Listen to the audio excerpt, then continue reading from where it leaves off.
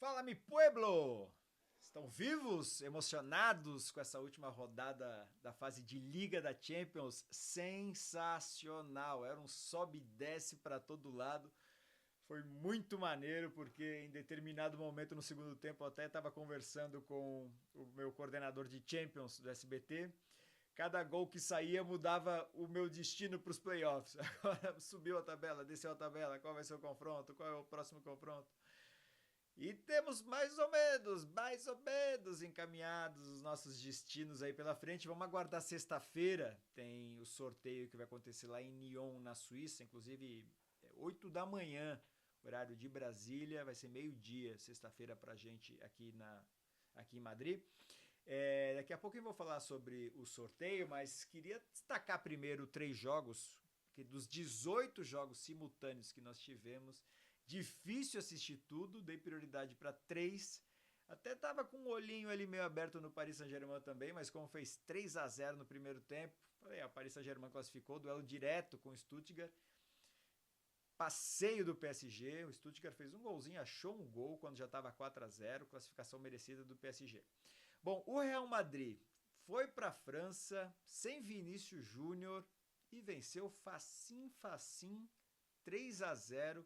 O nome do jogo foi o Rodrigo. Para mim, deveria ter sido eleito o melhor jogador da partida. Deram o prêmio para o Bellingham, o que também não é nenhuma injustiça, vamos combinar aqui, né? Mas o Rodrigo tá voando. O mês de janeiro foi fantástico para o Rodrigo. A fase dele é incrível. São 10 gols nos últimos 11 jogos. E o impressionante do Rodrigo é que ele teve uma lesão na primeira parte da temporada. Ele se recupera e ele abre 2025 com o pé no acelerador, fazendo o gol à torta à direita e vivendo o melhor momento dele na temporada com o Real Madrid. Quando a temporada começa a se decidir, o Rodrigo aparece mais uma vez em noite de Champions para liderar o Real Madrid dentro de campo. A fase dele é espetacular. São 29 jogos, 13 gols e 6 assistências. Muita gente falava que o Rodrigo ia rodar com a chegada do Mbappé, que ele ia para o banco de reservas, que não tinha espaço mais para o Rodrigo, que nada. Mais uma vez, jogando muita bola, tá leve em campo o Rodrigo, e hoje fazendo 2 gols na vitória por 3-0 do Real Madrid. Não é o que o Real Madrid queria nessa Liga dos Campeões. Né? O objetivo do Real Madrid é, claro, estar entre os primeiros colocados sempre. Mas o Real não passa entre os 8 primeiros colocados. O Real vai ter agora o playoff. São 2 jogos a mais.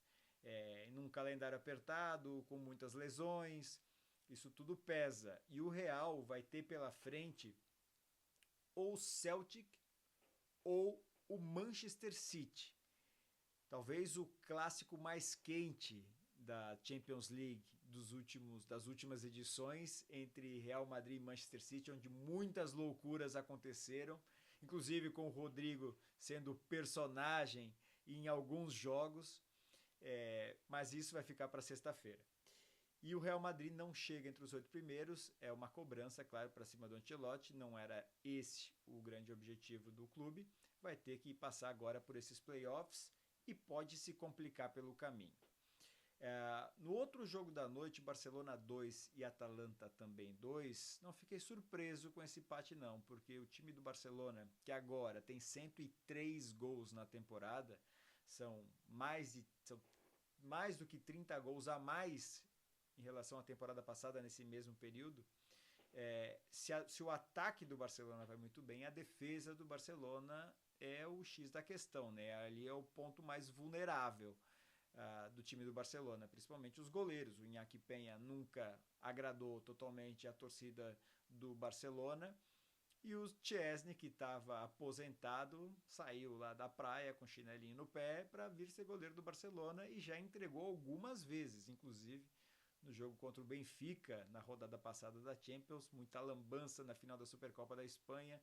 Enfim, não dá para entender. Com a lesão do Ter Stegen, o Barça precisa, na minha opinião, nessa janela, que fecha agora em 3 de fevereiro, correr contra o tempo para trazer um goleiro, porque pode ter a temporada comprometida por conta disso.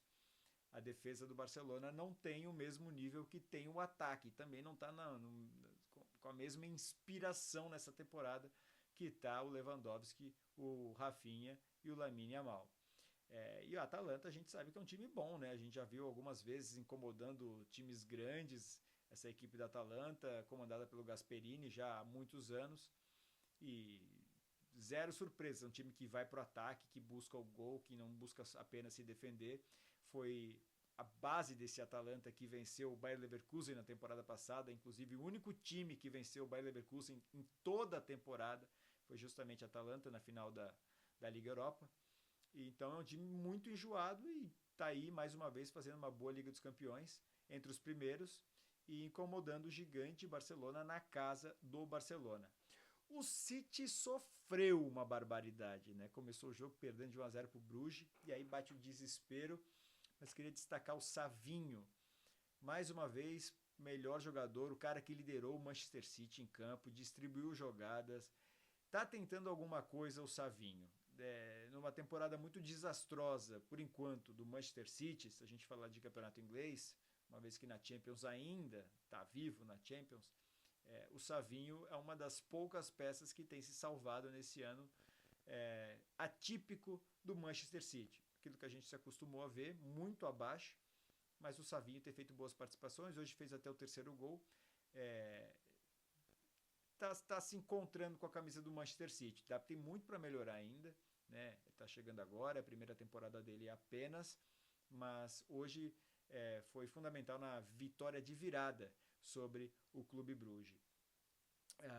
Vamos falar sobre os grupos, que sexta-feira a UEFA realiza o sorteio lá na sede do futebol europeu em Nyon, né? na Suíça, e esse sorteio vai ser para definir as datas dos confrontos. Então, os primeiros jogos, dia 11 e 12 de fevereiro, e os jogos de volta na semana seguinte. Jogo terça e quarta eles invertem, né? Quem joga terça numa semana, joga quarta na outra e assim vice-versa. O sorteio acontece 8 da manhã, horário de Brasília, meio-dia para a gente que está aqui em Madrid. Dessa vez não tem nenhum critério, tudo é possível. Clubes do mesmo país, clubes que já se enfrentaram agora na fase de liga também podem se enfrentar, tá tudo liberado. E vamos lembrar que para os playoffs, dá para a gente falar isso mais para frente, mas não custa lembrar agora, tudo normal, aquilo que a gente já está acostumado a ver na Champions, não tem mais o gol fora como critério para classificação. Se caso o saldo de gols empatar, né, a segunda partida vai para a prorrogação e persistindo pênaltis, é assim que manda o regulamento.